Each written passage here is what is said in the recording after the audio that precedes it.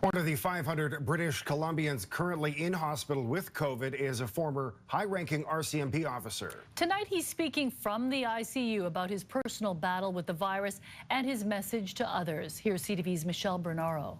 This is the last of the equipment that was still hanging from me. From the ICU COVID unit on the 10th floor of Vancouver General, Al McIntyre has spent 22 days in hospital fighting COVID-19. So appreciative of what people do here.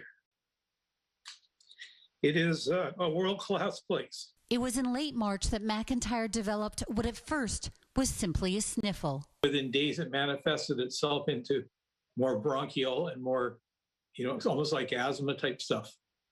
And I knew I was in trouble. McIntyre and his wife Sylvia would both end up in the same hospital where his daughter and son-in-law work. We had been so careful. At first, he could see his wife through the glass in her own isolation room.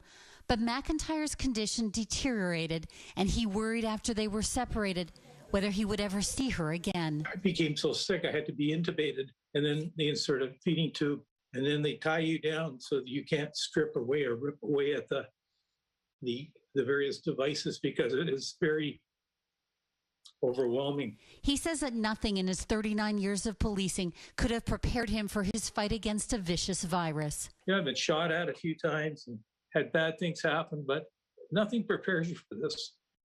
You can't summon the strength to get up to fight this.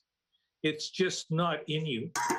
McIntyre says hearing about things like the beach party at Kitsilano last weekend leaves him utterly frustrated. He says healthcare workers are exhausted. We treat them so poorly and disrespectfully because they ask us to do one thing, stay home, and we don't do that.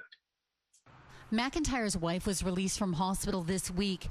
He hopes to go home soon, too, grateful to the staff who cared for him. They bring you back to life. They really do.